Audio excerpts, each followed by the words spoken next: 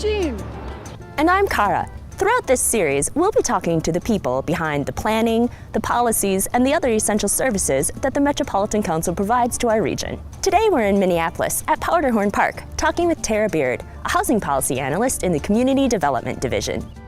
Hey, Tara! I'm really excited to talk with you and hear more about what you do, so why don't we go ahead and take a walk around Powderhorn Park? Sounds perfect. So I don't think I've ever been to Powderhorn Park before. Can you? You're kidding. No, I'm not. I feel really bad about it now. One of my favorite things about this park is that once you get past this island here, you have this great view of the Midtown Global Market, the big Midtown sign. Yeah, that sign, kind of iconic. And then the skyline behind it. This is one of my daughter's favorite places to go to when we come to the park. She likes to pretend it's a castle. Oh. So let's talk a little bit about work. What is a housing policy analyst? What do you do? What do you enjoy? Can you just explain a little bit more about what you do? Yeah.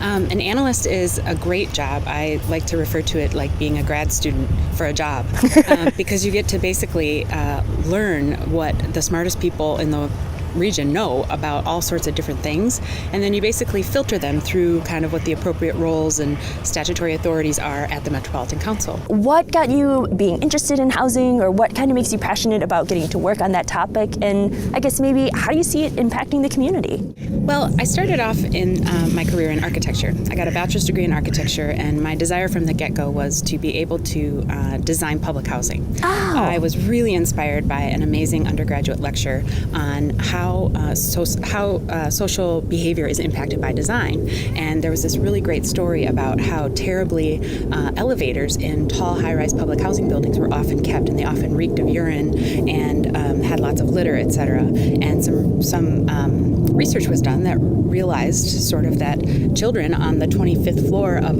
a high-rise are going to come down the elevator to maybe play near the building, and when they have to go to the bathroom or they realize they're done with their popsicle and the wrapper's left, they're not going to go toss it in the elevator to get back to their unit to deal with that. And so it was a really eye-opening moment for me to understand that how things are designed can be as impactful on social behavior as a lot of other factors.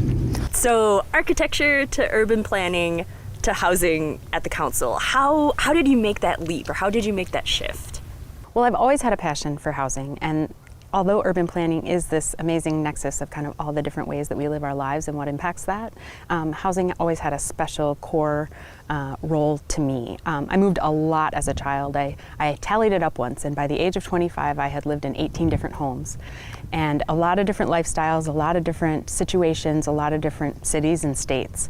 And looking back, I realized that having such a wide variety of experiences gave me kind of an advantage that a lot of people didn't have for perspective on what makes housing something you like or something you don't like, from inside the house to the neighborhood around it.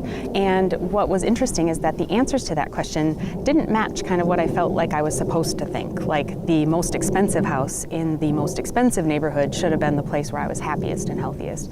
And that wasn't necessarily the case. There were great things and terrible things about everywhere that I lived. With the housing policy plan, myself and my colleagues are really, really motivated by making sure that people have choice, that whatever type of housing is and type of neighborhood and community you're looking for is something that is, potentially reachable for you.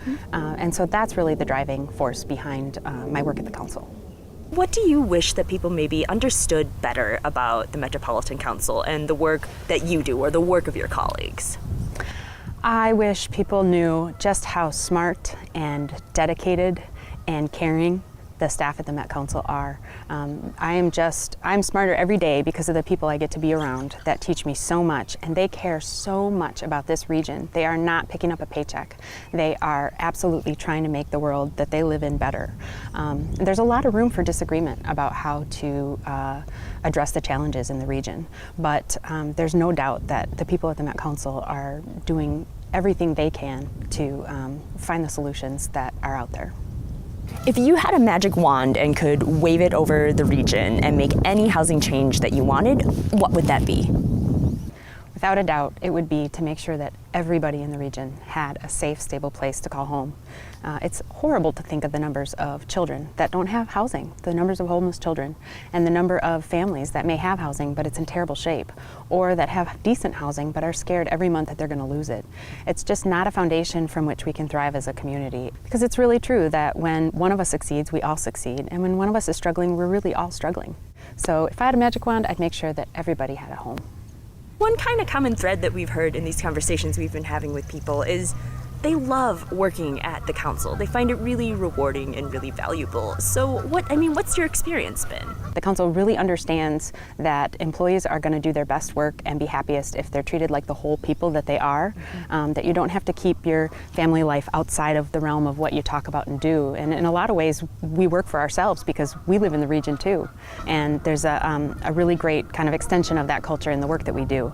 We're not just sort of looking at maps and looking at data points. We're really thinking about the families and the workers and the households as the people that we live by and work with.